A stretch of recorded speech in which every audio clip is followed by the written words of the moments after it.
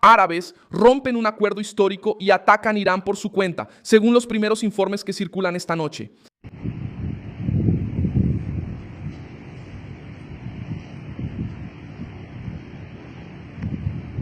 Mientras explosiones alcanzan diferentes puntos del territorio iraní y dejan al régimen en alerta máxima. La información aún no llegó acompañada de la lista oficial de las naciones involucradas, pero el impacto político ya es fuerte.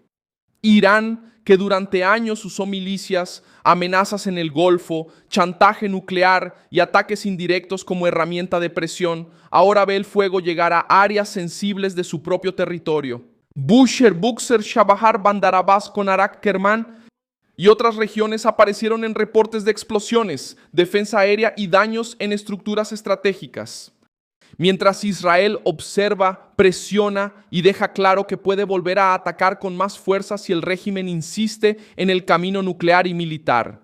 De hecho, en Israel estiman que eso es lo que veremos en los próximos días. Intercambios de golpes entre Irán y los israelíes. Y ese es el punto. Entre Irán y Estados Unidos. Y ese es el punto.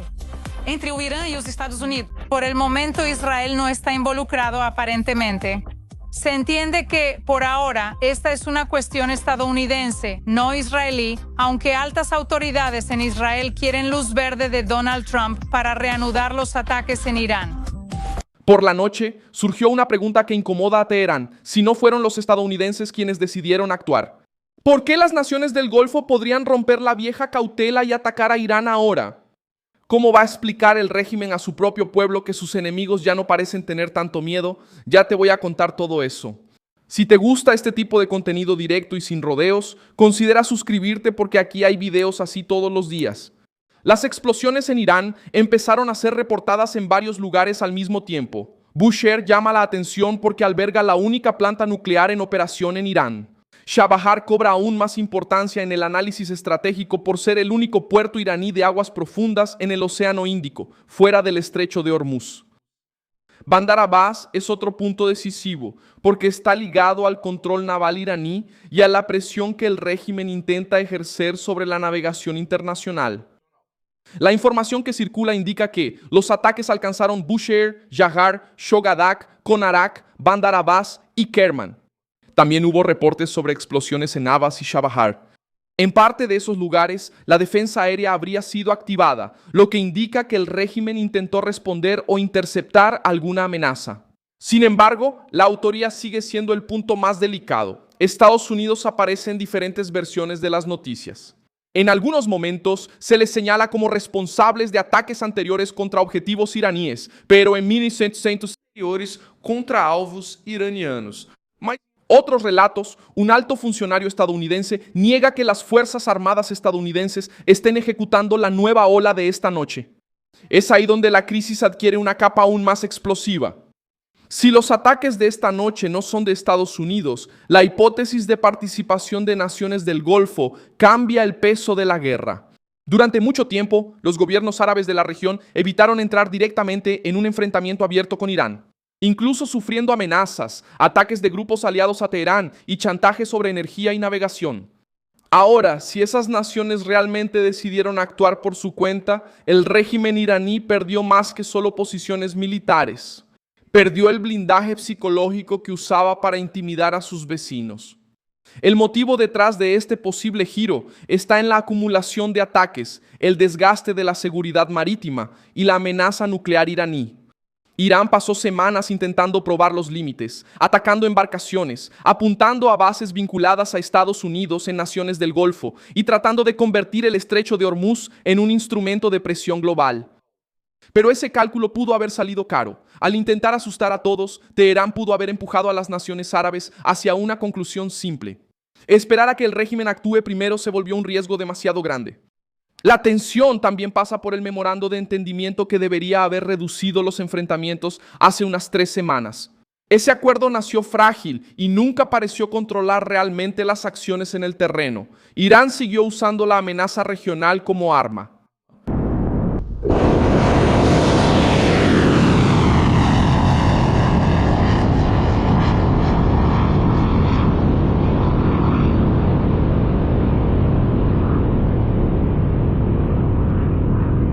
Estados Unidos volvió a atacar objetivos iraníes después de acusaciones de agresión contra barcos comerciales.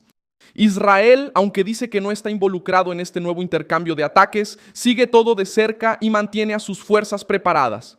El resultado es un alto el fuego que existe en el papel, pero no resiste la primera prueba seria.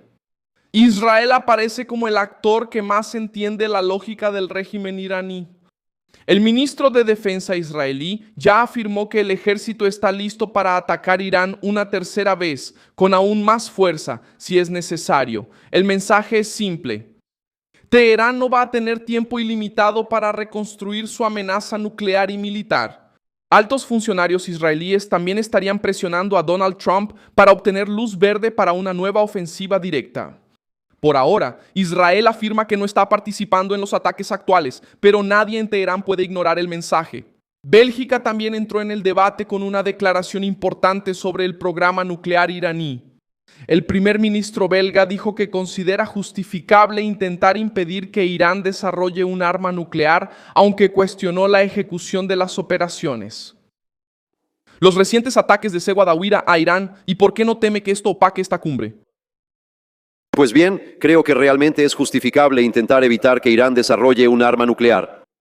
Claro, si la operación fue bien planeada y bien ejecutada, entonces ya es una cuestión totalmente diferente. ¿No parece que está yendo muy bien? Esa posición muestra que la preocupación por Teherán no está restringida a Israel o a Estados Unidos. Incluso los líderes europeos, que normalmente son más cuidadosos en su discurso, reconocen que la ambición nuclear iraní se ha convertido en una amenaza real.